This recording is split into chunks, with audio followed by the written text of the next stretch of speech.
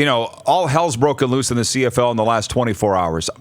For the most part, good. Yeah. Unless you're Corey Chamblin, who's going to be paid out for the next, I believe, 2 years of his coaching contract with the Argos. Ryan Dinwiddie being introduced as we speak at BMO Field as the head coach of the Toronto Argonauts.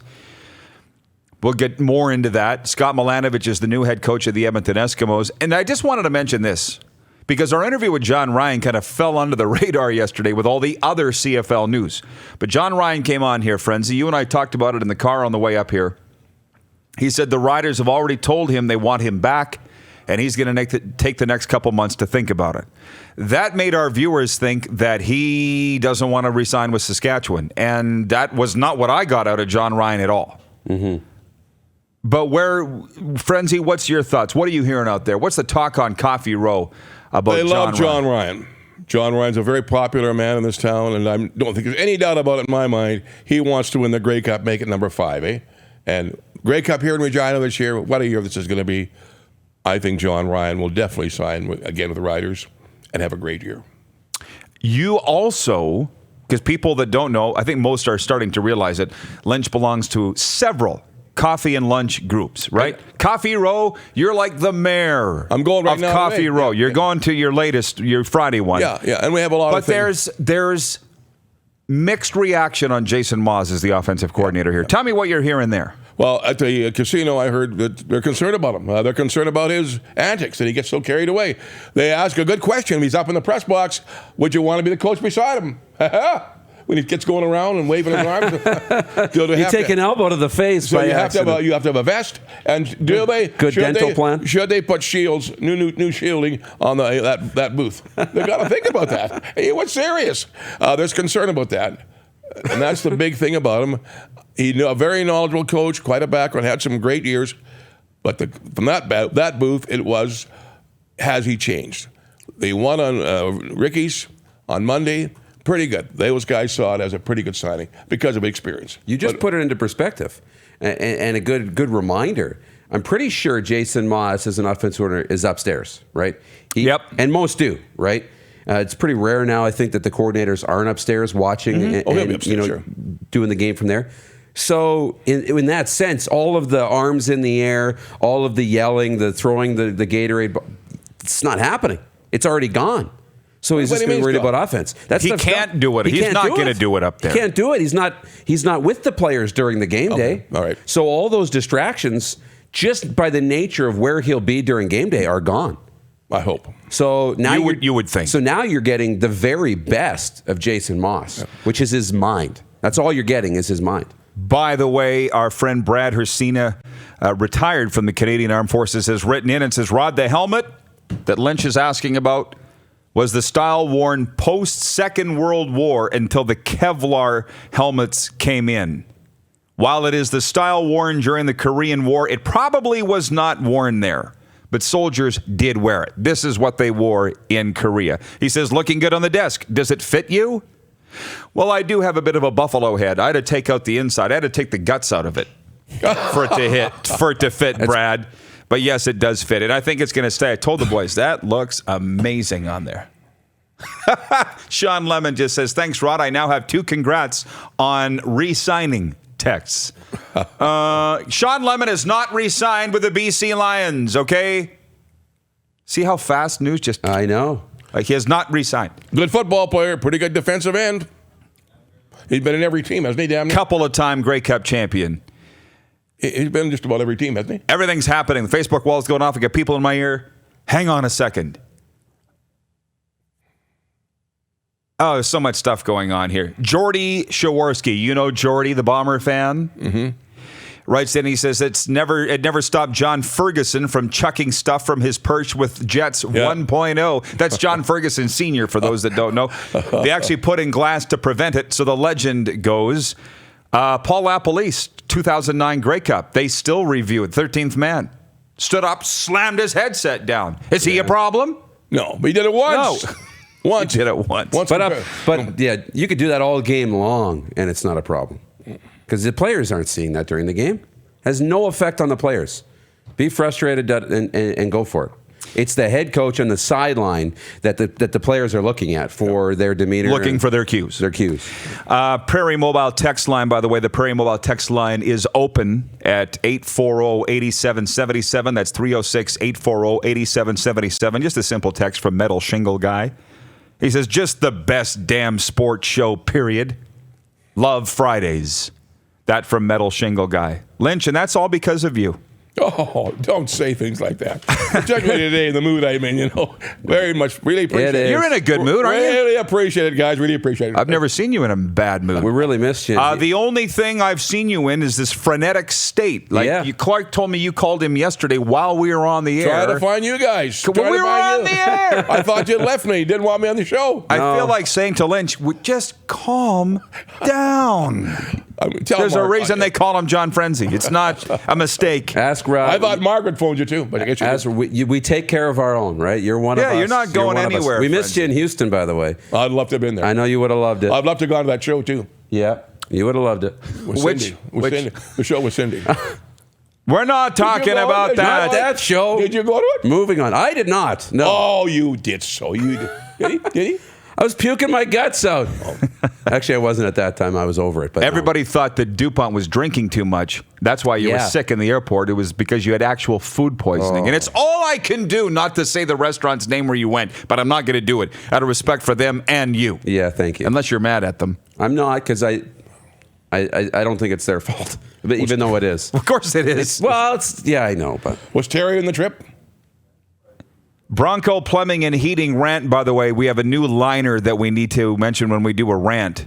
Rod's rant for Bronco Plumbing and Heating, your factory authorized Bryant Furnace dealer. Conrad writing in, he says, I watch Fridays to see the frenzy exit. He's as big as Bob Hope. You're the great Hope. It's going to be pretty soon. Where's your ride, by the way? He's coming. He'll be here at 9:30. Okay. 12:30. People really love Lynch when you get up in the middle of the show and just walk off the set like it's somebody's living room. Well, my wife said my pants come down. Oh, she's been watching. She's a fit over that 50. She didn't know all the. She's seen it a million times in your house, so we do it on television. I get hell every time. Yeah. Back to actual football. I want to mention this. So the Argos can Corey Chamblin. I don't know if I'm the only one in the world that feels sorry for Corey Chamblin. He's been saddled with some bad football teams. Has he ever, boy? But I feel for the guy. James Wilder comes on this show 2-3 Fridays ago and pretty much throws Chamblin under the bus, which is his right.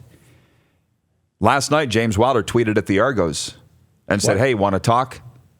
Wilder wants to go back to the Argos now that they've made a coaching change. And I can't imagine that anything James Wilder said on this show led to the Argos firing Corey Chamblin. I don't feel bad about giving him that platform because this is where the players come to talk. If you're going to fire the coach, fire him for your own reasons, not because of what your running back said. And I think they're smarter than that. I really do. The thing is, if you're the Argos and you got Ryan Dinwiddie in now as your new head coach, are you entertaining a call from James Wilder? Do you want him back? Well, you want the James Wilder of 2 years ago. He was great. The last 2 years, he's been terrible. Mm-hmm. I don't know how it can happen. He's only 25, isn't he? Just a kid. And he had a great college career, as you know. And first year, he was sensational. The last two, he just doesn't have it. Doesn't have any interest. I don't know why they'd want him on the team. He doesn't want to be there. But he's saying he doesn't want to be there because he doesn't want to play for the coaching staff. Right. That concerns me a little bit. And I like James Wilder Jr. I like him as a football player. I think there's a ton of potential there. And if he finds the right fit, I think he could have a ton of success. But I look at it both ways because we had him on the program and he kind of explained his side of it, which I love. I love that we get that opportunity. It's one of the special things about this show. But a kid who won't play for the coach, well, what happens if something happens and midway through the year, Ryan Dinwiddie kind of shifts and becomes somebody that you don't like anymore? You're just going to quit again? You're done? But then I go back to that interview, and he didn't exactly quit. He came back from being injured, and they didn't really want him. It's kind of like, hey, yeah, you can play special teams and come back. And he's like, I'm still kind of nicked up. Like, it's probably not the best place. You know, I thought I was the running back here, and they didn't want him, fell out of favor. And so he's like, hey, that's not a good fit for me. I got to find a better fit. So I respect that. But I get concerned a little bit that just something might happen and he might decide, I'm done. I don't want to play for this guy anymore and leave. So yeah, I don't know which I want to commit to that. Precedent is set there, right? A little bit. Now, look at Nelson Hackett, which says down there. Vernon Adams is currently trying to recruit Antonio Brown to the Els. You knew sooner or later some Canadian team was going to get in touch with Antonio Brown. Don't we know that? Yeah, I'm surprised it took this long. But based on past history, and this predates Randy Ambrosie, actually goes back to the Jeffrey Orge administration with regards to zero tolerance policy for violence against women in the CFL. Antonio Brown's got at least one sexual assault case against him currently in America. Mm-hmm. That in itself should preclude him from coming to Canada based on the league's policy on violence against women. And the other thing is, everybody wants to see Antonio Brown in the CFL from pure football optics. He's a hell of a player. Actually, we were having this talk in Houston. How many ex-NFLers have come to Canada and just lit it on fire? Not very many. No, not too many. It's a small list. It's tough. Like, very you go back to Ricky Williams was kind of the first one I really remember. I mean, there was more, obviously, before that, too. But he didn't do bad. He was a good running back. But he wasn't Ricky Williams, the all-star Pro Bowler. I don't think he had a 100-yard game. I don't think he had a 100-yard game. And where did it come to an end? And he played well. Here. Same thing right in front of me. Came to an end in the corner at Old Mosaic Stadium. Mike McCullough broke his arm. Trent Richardson, same deal. He had flashes and he played well and he was consistent and had a 4-point. What about Ocho Cinco? Had a 4-point-some-yard average. Ocho Cinco didn't do a thing. No. And so that's it's so crazy. There hasn't been anybody but that I can think of. Different games. Flutie's name came up. We were literally having. Were you not part of that talk? Oh yeah. Where were we? Doug Flutie is in the hotel with the football guys, and Doug Flutie came up. I'm pretty sure it was anyway, or was it after the basketball game over at the Mexican place? But or was it at the Gentlemen's Club? Yeah. No, we didn't have any conversations, so we weren't in those places. Come on, Rod. Right. Where were we? No, the Gentlemen's Club. Doug Flutie. That's where we were. Doug Flutie. But Doug Flutie came in to the CFL. We don't really remember him as an NFL player.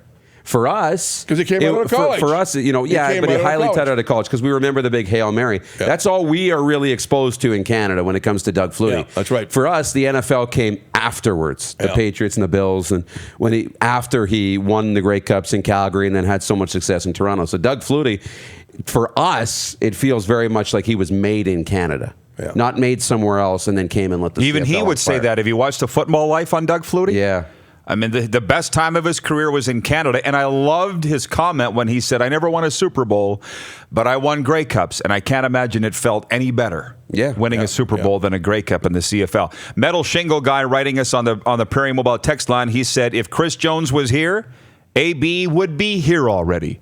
And I don't think there's any doubt about that. The only thing that would be preventing it is the CFL's policy on violence against women. And for that reason, I don't think AB would be here. Brenda List1 writes in and says, Rocket Ishmael, you're right about a hotshot American, but he came straight from college. He forewent the National Football League to sign with the Argos, and he did light the CFL on fire, winning a Grey Cup in 1991 with Chris Schultz, Matt Dunnigan, and the Toronto Argonauts. Yep. But there was no NFL in between. Well, Rocket came right from Notre Dame, right? You're wearing the shirt. Vince Ferguson, Vince Ferragona, Billy White, Joe Johnson, Joe Theismann. Theismann came here and did do a great job, but he didn't come from the NFL. He came right from Notre Dame. Same thing as Rocket. Yeah. So, hey, we're going to break, and the Prairie Mobile text line is open. 840-8777. Put a 306 in front of that. 840-8777. Brought to you by Prairie Mobile.